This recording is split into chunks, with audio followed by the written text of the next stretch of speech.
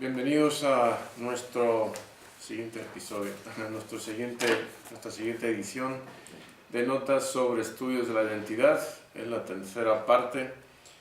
Y ahí vamos a adentrarnos en la cuestión esta de la quinta dimensión. Comenzamos repasando algunos temas que habíamos repasado la sesión anterior. El ser humano sufre, grosso modo, habíamos dicho, por dos categorías de alienación. Ambas congénitas, es decir, inherentes, nacemos con ellas a nuestra especie.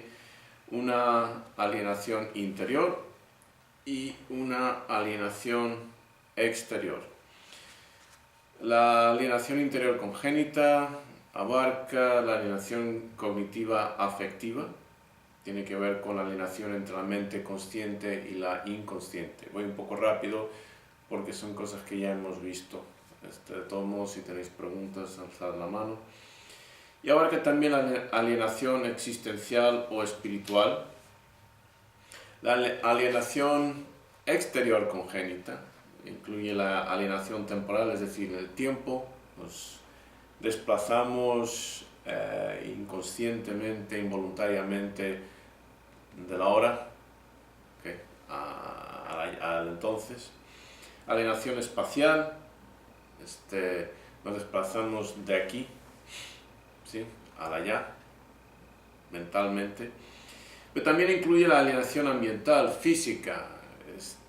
¿A qué me refiero con eso? Pues al hecho de que nuestra especie, contrario a las demás especies del planeta, no evolucionó con la capacidad de sobrevivir en los ambientes directamente, sino que evolucionamos la capacidad de aislarnos de los ambientes.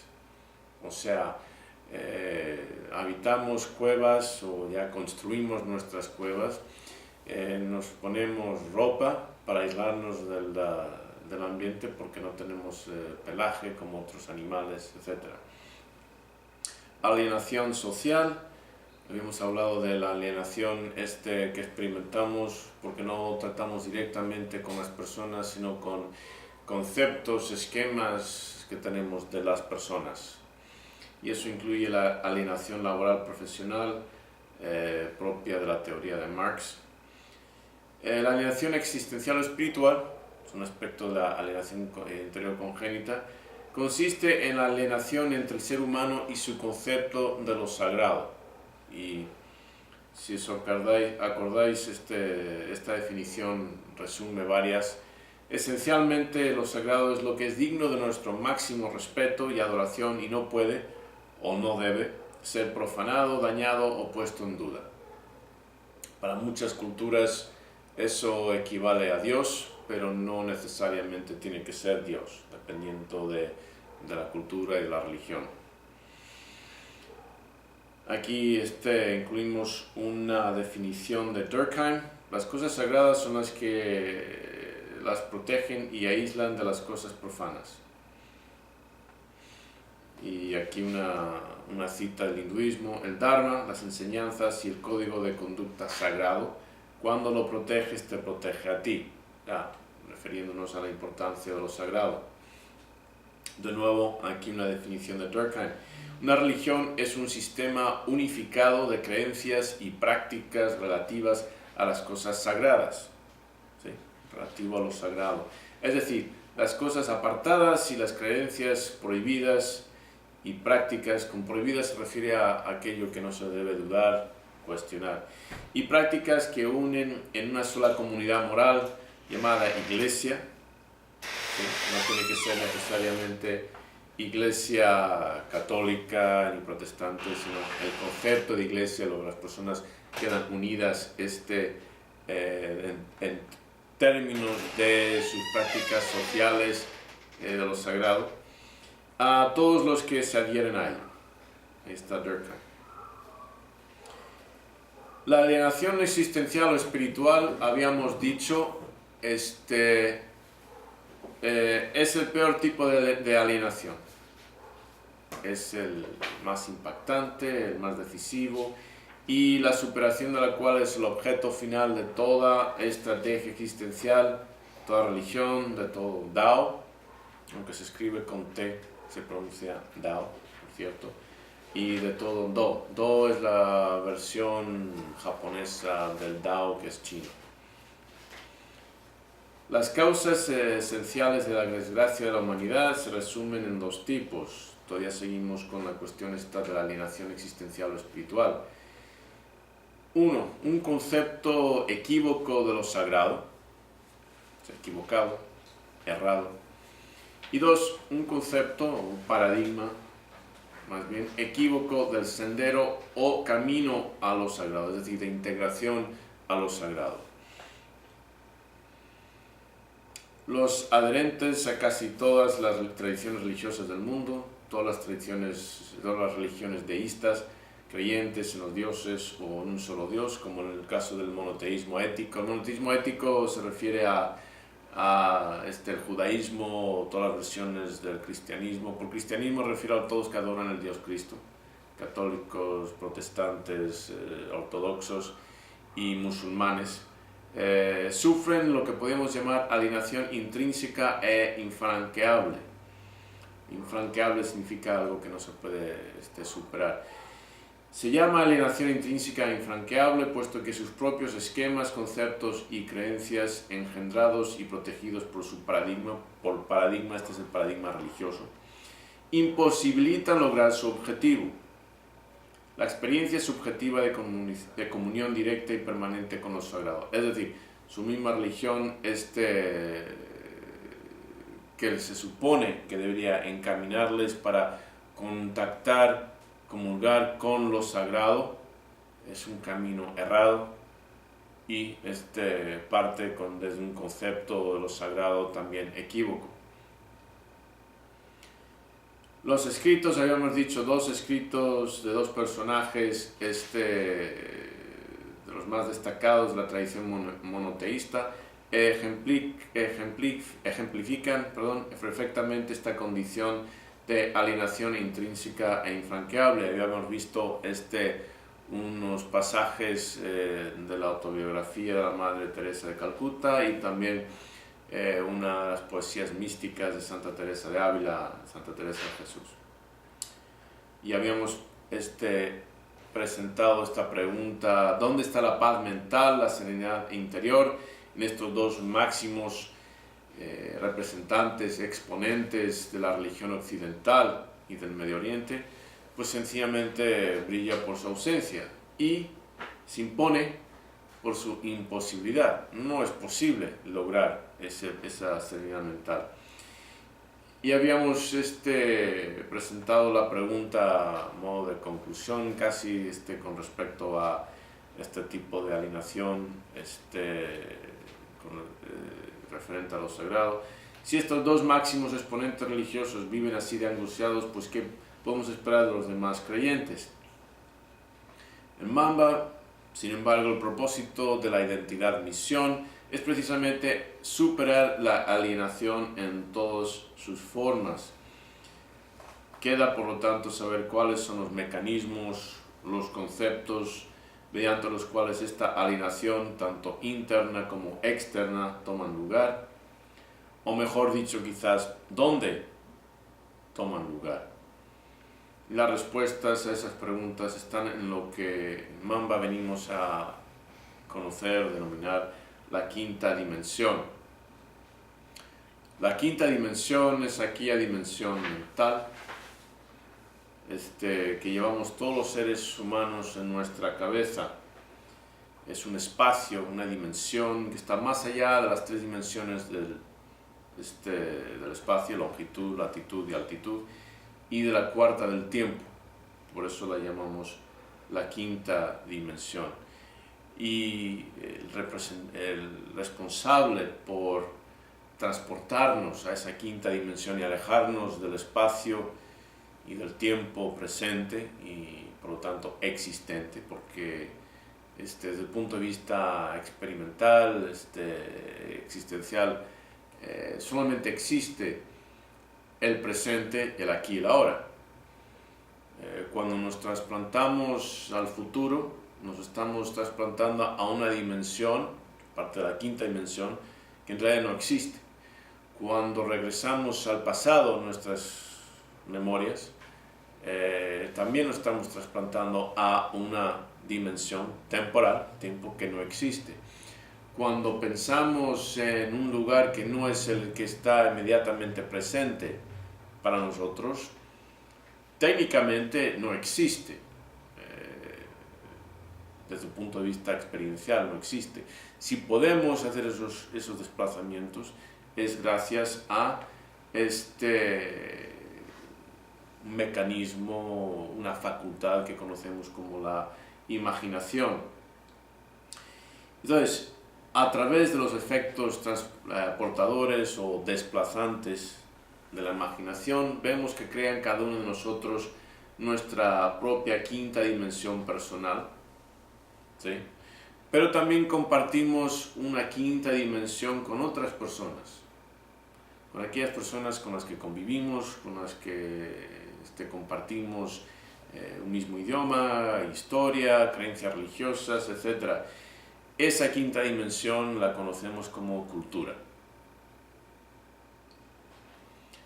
La quinta dimensión, por lo tanto, se divide en la quinta dimensión cultural, podemos abreviarlo si nos gustan tal tipo de cosas como QDC, o la Matrix, como la denominamos en Mamba, y la quinta dimensión personal, la QDP.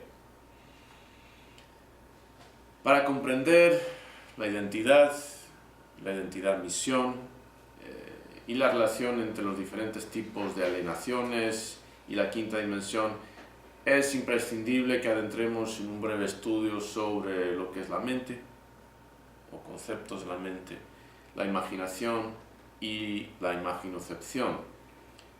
Entonces, preguntas que tenemos que adentrarnos o encarar, tratar de responder es: ¿qué es la mente? ¿Qué es la imaginocepción? ¿Y cuál es la relación de estos dos con la quinta dimensión? Entre otras preguntas.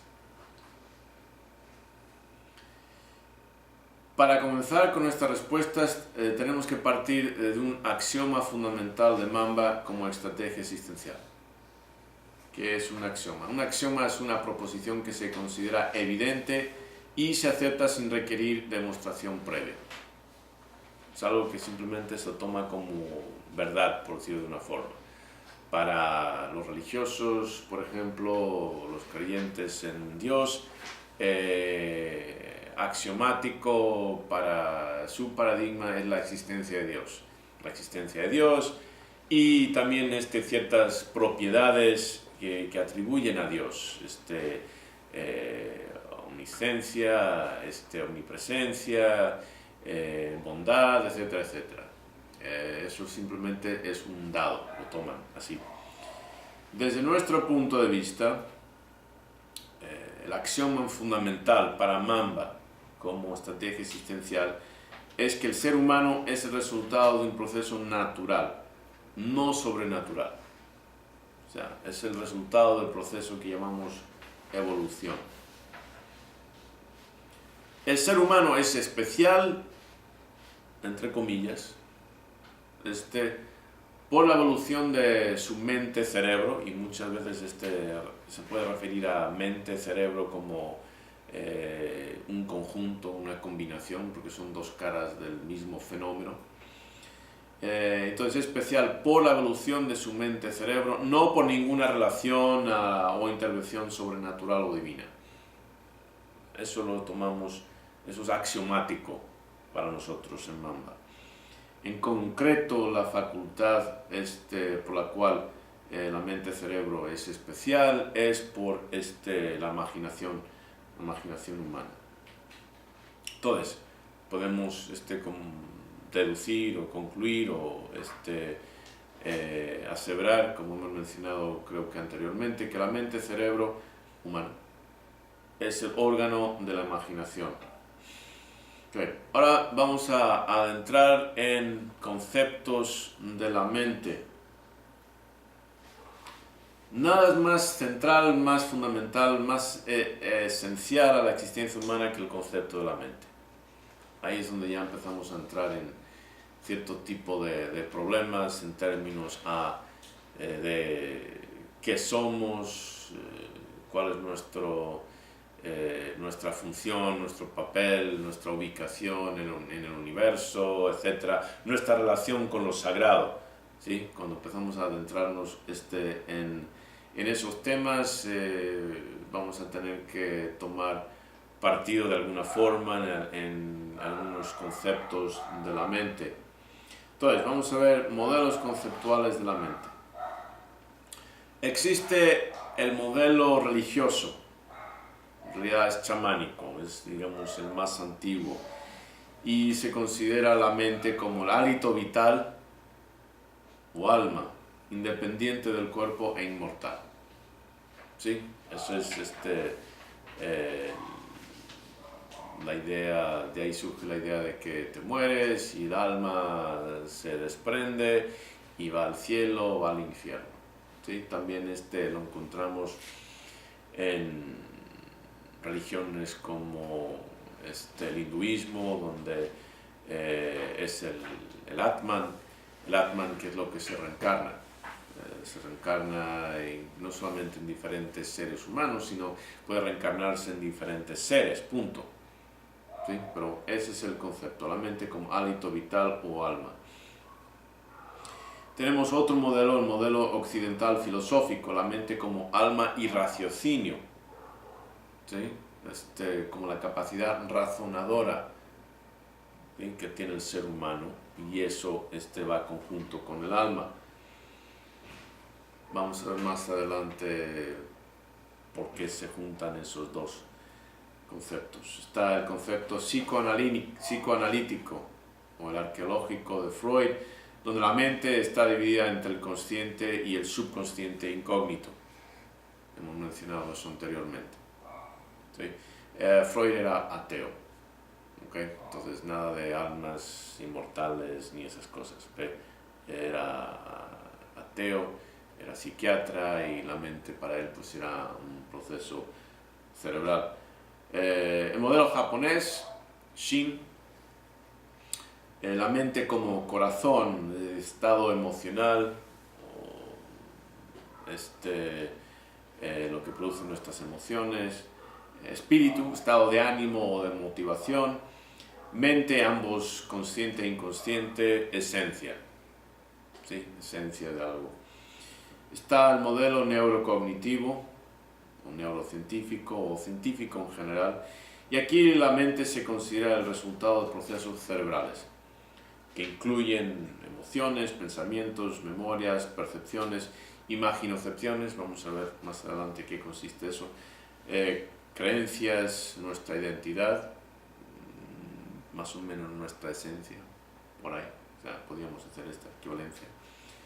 Entonces, si empezamos a ver cuál de esos 5 son compatibles, vamos a ver que el religioso, chamánico, en el cual la mente es el hálito vital o alma, independiente del cuerpo e inmortal, es compatible con el occidental filosófico, la mente como alma y raciocinio. ¿Okay? Eso no es coincidencia, porque durante siglos, muchos siglos, la filosofía occidental estaba secuestrada totalmente por la teología. Como dijo Santo Tomás, o Tomás de Aquino, la filosofía, es la mucama de la teología. O sea, el propósito de la filosofía era servir a la teología, y durante siglos, puesto que las universidades, los centros de enseñanza estaban totalmente controlados por la Iglesia, pues la filosofía se fue desarrollando en ese ambiente. De ahí que tenemos, por ejemplo, Descartes y su método, que viene a reducirse a una creencia en Dios y en un Dios bueno, cuando no hay nada menos filosófico que postular un axioma de algo que es imposible de demostrar. Pero bueno, dentro del contexto cultural de la creencia en Dios, con una creencia en Dios, pues era lógico quizás que tomaran esa creencia como algo axiomático, ¿sí? Una de las ciencias modernas que estudian la mente es la psicología, palabra que viene de la composición de dos griegas. La primera parte es el verbo griego psico, que significa soplar.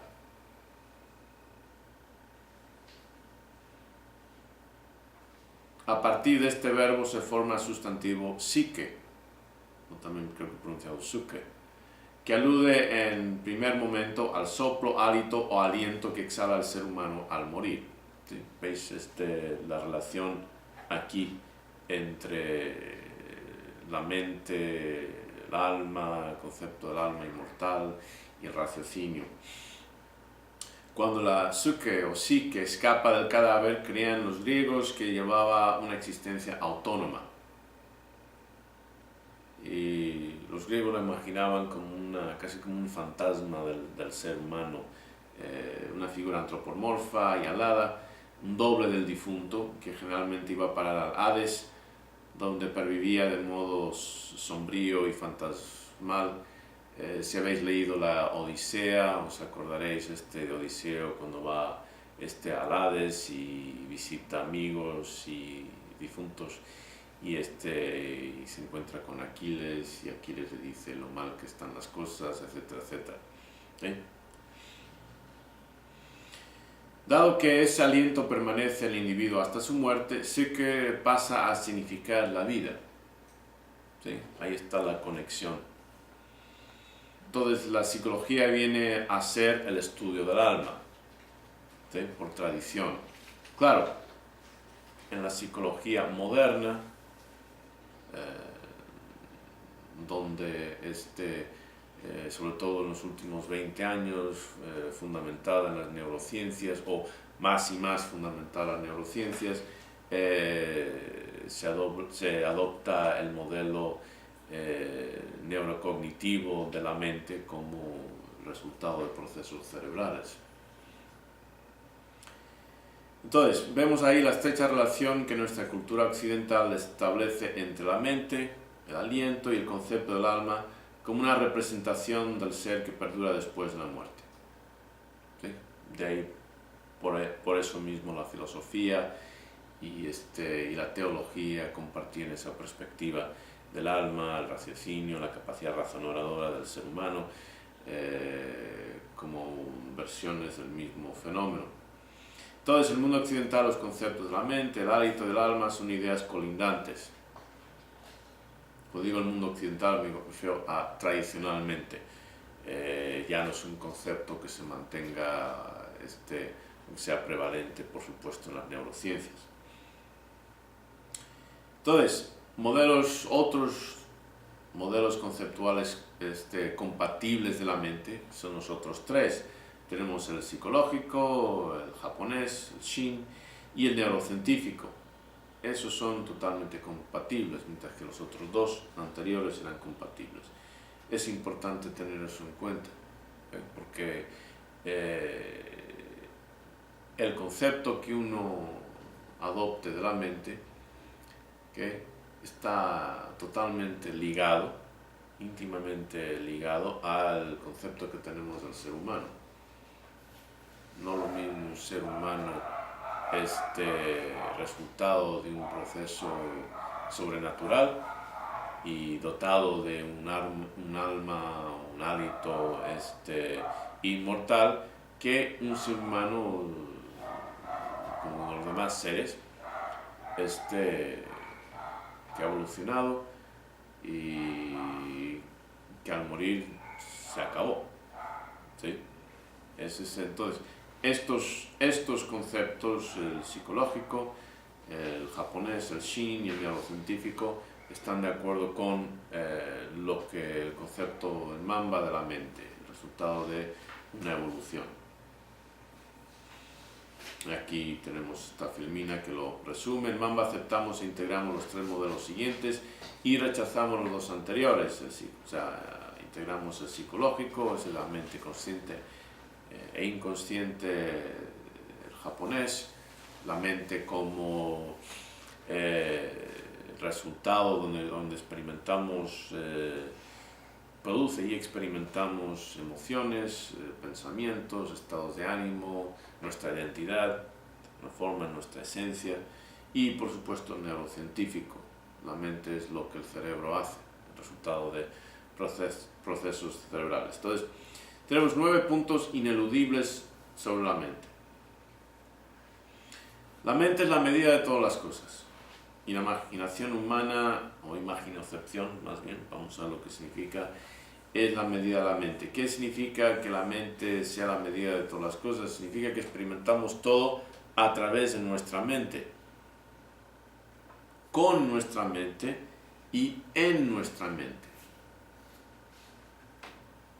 O sea, y eso es importante tenerlo en cuenta. Un mosquito ve las cosas en infrarrojo.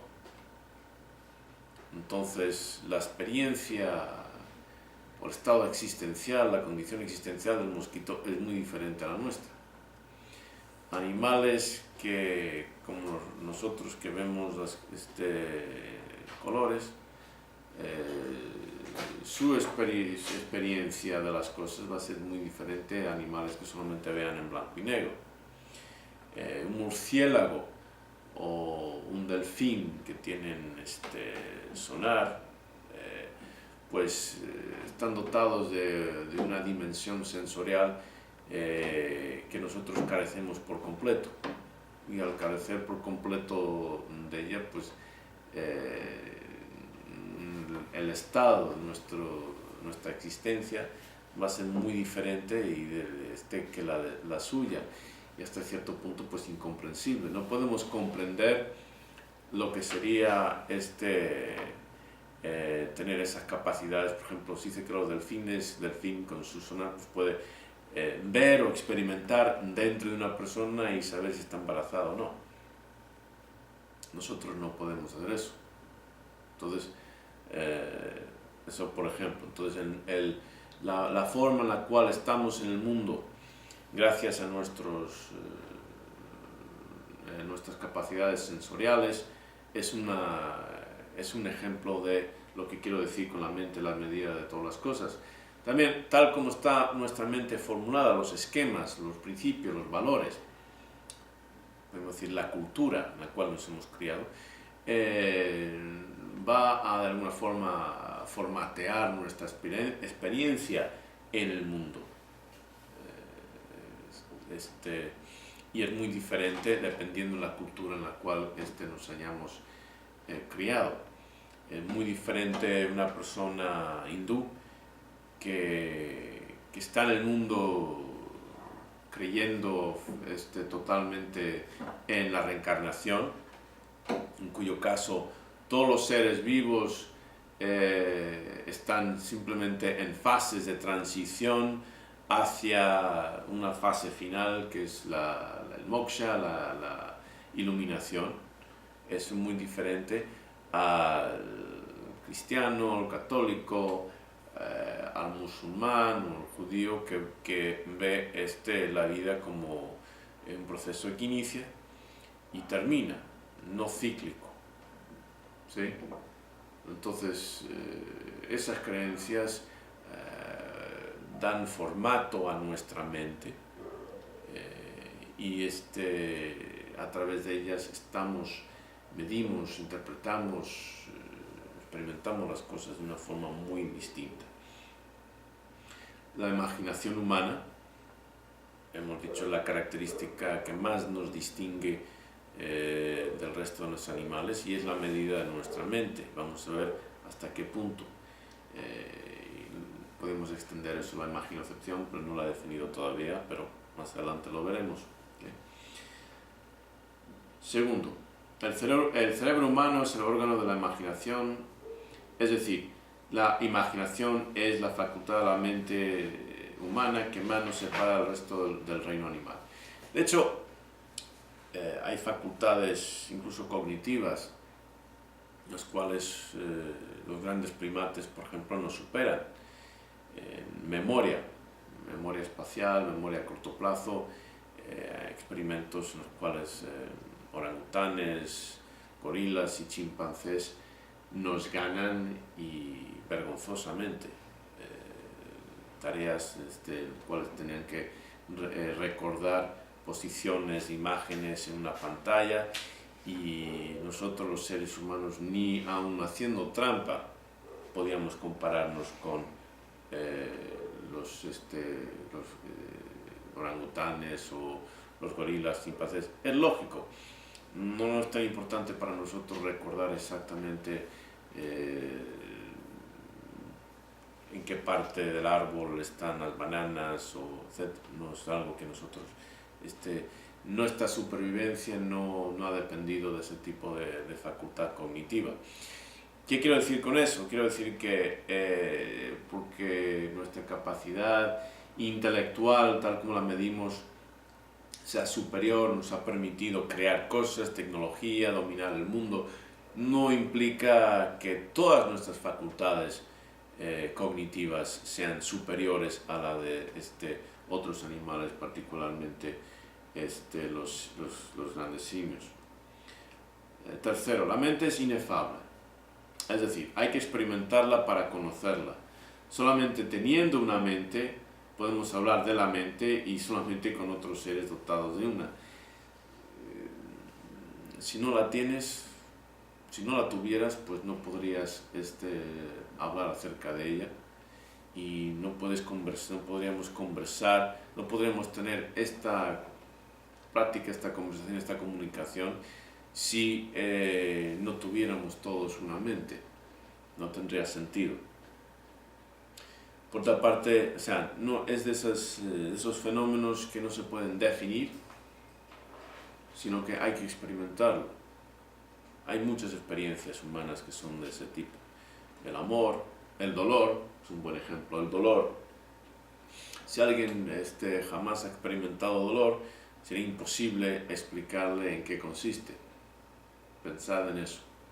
Solamente porque compartimos la experiencia de dolor, podemos comunicar a otras personas que la han tenido, ¿okay? Lo que estamos sintiendo cuando nos duele algo. Y si no han experimentado exactamente el mismo dolor, tratamos de entenderlo en referencia a otro dolor que sí hayamos experimentado. Por ejemplo, el varón, el hombre, jamás va a dar a luz a un bebé. Entonces nos es imposible empatizar totalmente con las mujeres, las mamás, que sí han experimentado ese tipo de dolor. Como mucho podemos decir, pues si nos hemos fracturado algo o hemos tenido alguna operación, algo, pues podemos tratar de pues será como otro dolor. Pero puesto que nosotros no podemos tener esa experiencia, no podemos saber exactamente, no podemos empatizar totalmente con lo que experimenta una mujer dando a luz. De igual forma, una mujer no puede entender lo que es el dolor de un golpe en los testículos. No hay forma, no tiene ese punto de referencia. Como mucho podría asemejarlo a otro dolor muy intenso que ella haya tenido, pero no va a ser lo mismo, ¿okay? Pero la mente es de ese tipo de aspectos de la vida, cuales son inefables. Número 4, la mente es incontenible, irreducible, o sea, no se puede limitar ni contener. Por eso no hay ningún modelo que la describa en su totalidad. Está muy vinculado con lo anterior. Es el producto del sistema más complejo del universo, el cerebro. Por tanto, la mente es igualmente demasiado compleja para delimitar, demarcar o reducir. Todo intento que tenemos cuando estamos hablando de la mente, ¿okay? Va a ser imperfecto. ¿Sí? De hecho, no se puede definir, simplemente lo intuimos. definición, aquí está la definición número 5, la definición de la mente en términos de las neurociencias. La mente es lo que el cerebro hace. Una definición bastante imperfecta comparada con otras definiciones del diccionario de tantas y tantas palabras, pero es un ejemplo de la dificultad que tenemos al tratar de delimitar o de marcar o describir exactamente lo que es la mente. Entonces la mente se queda en es lo que el cerebro hace. Digamos, en la otra cara de esa moneda que conocemos como la mente-cerebro. Entonces, la mente está ineludiblemente ligada a procesos o actividades cerebrales. Número 6. La mente es recóndita. Tiene aspectos de los cuales somos conscientes, pero la mayoría escapa a nuestra conciencia. Ahí está el concepto de la mente inconsciente. Hay muchos procesos mentales que están más allá de nuestra conciencia, lo que llamamos nuestra mente consciente. Número 7. La mente es inescrutable, no sabemos cómo surge el tejido neuronal. La verdad es que no tenemos ni idea. Pero hay tantas cosas las cuales no tenemos ni idea, pero seguimos funcionando en el mundo. 8. El contenido imaginario de la mente debe ser gobernado. Hay imaginaciones que no deben idearse. Hay imaginaciones que no son posibles realizar, ejecutar o concretar. ¿Qué quiero decir con eso? Pues aquí podemos identificar quizás las dos categorías de los procesos mentales que más desgracias ocasionan al ser humano y que todavía no hemos logrado, no hemos madurado lo suficiente como especie para comprender o para aceptar. Hay cosas que no merecen la pena ni considerar en nuestras cabezas. Probablemente deberíamos poner un alto a ellas cuando empezamos a imaginarlas. Por ejemplo, a lo largo de siglos de experiencia acumulada y compartida en el campo de batalla, en el mundo oriental, se desarrolló toda una disciplina de control mental que conocemos en el occidente como mindfulness. ¿Sí? Y uno de los aspectos del mindfulness tremendamente importantes en el campo de batalla es el no pensar en las consecuencias de la derrota. Se descubrió a través de intento y error que el guerrero era mucho más eficiente si se mantenía en el presente lidiando con la amenaza que no distrayéndose y pensando en qué va a suceder si me muero, qué va a pasar con mi esposa, qué va a pasar con mis hijos, etcétera, etcétera. Lo único que sucede, lo único que ocasiona ese tipo de pensamientos es un debilitamiento de la mente, debilitamiento del cuerpo, de sus capacidades, una distracción, y de hecho aumenta sus probabilidades de no sobrevivir. Y como cualquier persona dimensiones de las disciplinas marciales como los policías, si un policía está en un tiroteo, aprenden precisamente a estar en el tiroteo, no distraerse en ese tipo de pensamientos que le distraiga del presente, porque van a aumentar ese tipo de distracciones, van a aumentar las probabilidades de que no regrese a casa, a provocar precisamente lo que quiere evitar. Es un ejemplo de lo que quiero decir, que hay imaginaciones que no deben idearse. Hay que aprender a poner un cerco a ciertas ideas. Hay imaginaciones que no son posibles realizar, ejecutar, concretar. La otra categoría. simplemente porque lo imaginemos no significa que se pueda lograr. Eso es difícil para una especie que ha sobrevivido gracias a su capacidad de imaginar y de crear lo imaginado. ¿Sí? Importante tenerlo en cuenta. Hemos sobrevivido, lo que nos distingue es precisamente esa capacidad de imaginar y de concretar, crear lo imaginado. Entonces tenemos que aprender que hay cosas que no merecen, que no deben imaginarse, y no todo lo que se imagina uno es posible. ¿A qué me refiero con este último en particular? Un buen ejemplo sería la vida después de la muerte. Demasiado tiempo, esfuerzo, crueldades, guerras, etcétera, etcétera, han sido ocasionadas por nuestras fantasías acerca de la vida después de la muerte, a pesar de que jamás se ha demostrado, ni en realidad es posible, sobre todo si aceptamos el axioma fundamental de lo que es la mente.